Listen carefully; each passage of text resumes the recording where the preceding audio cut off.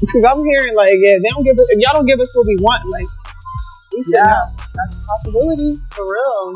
Angel Reese recently made a powerful statement saying the WNBA might shut down if players don't get better pay. If we don't get what we deserve, we'll sit out, she warned. Her comment has sparked a lot of discussion, bringing attention to the ongoing fight for fair pay in women's sports.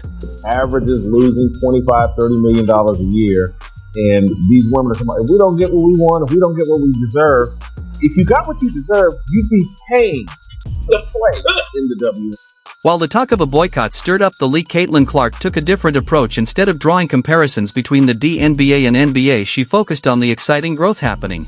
If you understand media rights deals, if you got common sense, there's no reason for a WNBA player ever in life compare the WNBA to the NBA. All right?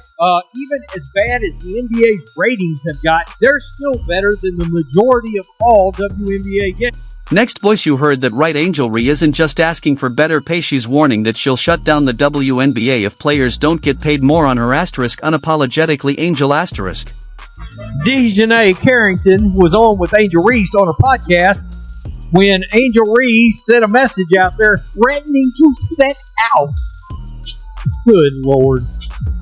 Angel Reese's message was clear: if we don't get what we want, we're sitting out. This bold statement could have major implications for the WNBA if players don't see better pay. It's hard to believe one of the league's rising stars is already talking about stepping away. What? They are. I need to get in the field. You need to come to the meeting. I need to get in the meetings because I'm hearing like, yeah, they don't give us, if y'all don't give us what we want, like, we said no. That's a possibility for real. Yeah, you might think this is just typical negotiation talk, but here's the twist: the WNBA is growing faster than ever, viewership is rising, merchandise is selling out, and the excitement around women's basketball has never been higher. Yeah, it's coming up. I can't. Girl, y'all benefited from everything. Y'all youngins benefited from NIL. What does that mean? We deserve more.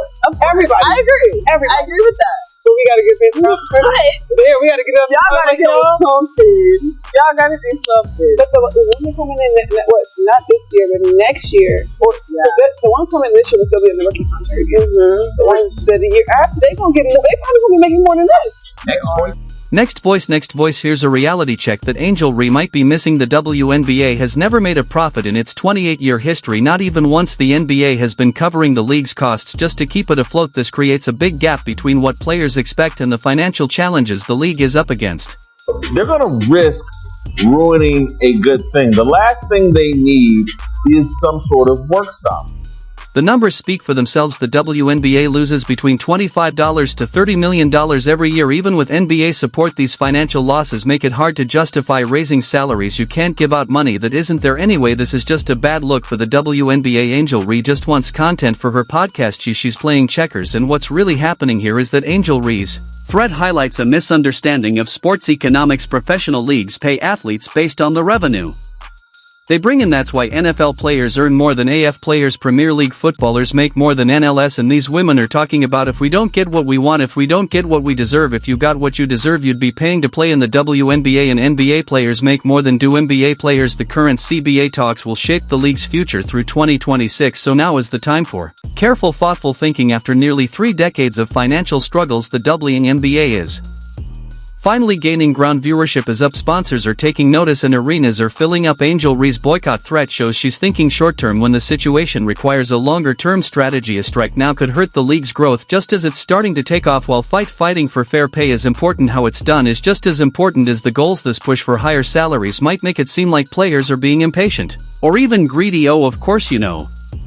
Literally, this league has never turned to profit ever. You guys know that I have to keep bringing it up because a lot of people don't believe it, or not, they don't know that in the 28-year existence of this women's pro basketball league, it has been kept afloat because of the subsidization of the NBA and their owners keeping it alive. Otherwise it would have died a long time ago, and Caitlin Clark would have never had a chance to straighten out the league. Just when we thought the WNBA salary debate couldn't get more interesting, Caitlin Clark stepped in and completely changed the conversation. While one rookie was threatening to shut everything down, the league's biggest star took a different approach, showing she really understands the business side of basketball. At a 2025 cardiovascular research event, Clark was asked about the salary gap between leagues, and instead of jumping on the pay increase bandwagon, she did something much smarter. She rejected the idea of comparing the two.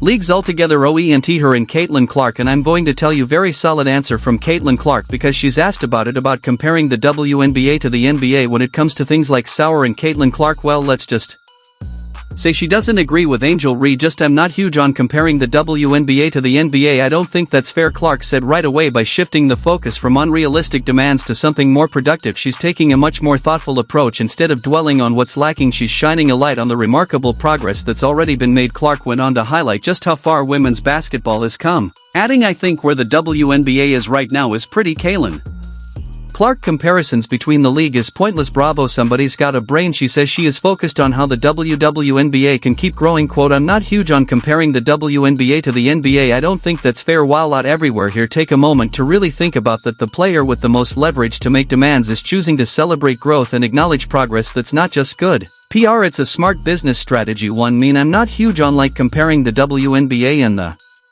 NBA. I don't really think that's fair. I think where the WBA is right now is pretty incredible. I think a lot of people, or most people, would not believe it's in the place that it is right now. So I think when people always ask me this question, where I think it'll be in 5 years, is I don't it's hard for me to answer because people didn't even think we'd be right here right now, and I think really sky is limit. What makes her response so brilliant is that she's directly responsible for much of this newfound attention. She could easily be the loudest voice demanding more money, but instead she's thinking long-term. She knows that sustainable salary increases can only happen after revenue grows, not before. But Clark didn't just offer feel-good statements, she got real about the actual differences between the leagues that impact salaries. Our TV numbers when we're on national television, we over 1 million viewers or whatever it is. All-Star Game, I think, was over 4 million viewers. It's just really great numbers. So the more opportunities we're given, I think the more it's going to. She pointed out a key difference: the NBA schedule is much more in than the WNBA's 40-game season, which will increase to 44 next year. This shows she understands that pay isn't just about revenue, it's also about workload, something often overlooked in simple salary comparisons. Clark also mentioned the league's exciting expansion plans, noting that 2 new teams are expected next year with the potential for more down the line. This expansion addresses a key issue: you can't pay players more without growing the league. First, more teams mean more games, more fan engagement, more sponsorships, and ultimately more revenue to share with players. What stands out most in Clark's perspective is her focus on the league's growth potential. When she says the sky the limit for the WNBA, it's not just talk. She's showing the growth mindset, understanding how sports economics work. More viewership leads to better sponsorship deals. Games, that is a huge thing that a lot of people don't talk about, right? The NBA plays probably more than double. WNBA will play 44 next year. 40 they just played. I think they've only been doing that a few seasons, correct me if I'm wrong, but the NBA also has a much longer playoff. They've got a lot more games on TV, lot more opportunity for TV ratings, which means media rights ad revenue, and that is what allows these leagues to pay the salaries they do. Can you see the stark difference in approaches here? One perspective demands immediate results, ignoring the economic reality, while Clark Spew acknowledges that sustainable growth takes time and careful strategy. She's playing chess. It's all still or all right, and that's who everybody has tuned into as Caitlin Clark. It is not anybody else. Let's not get confused. Ratings, revenue, the whole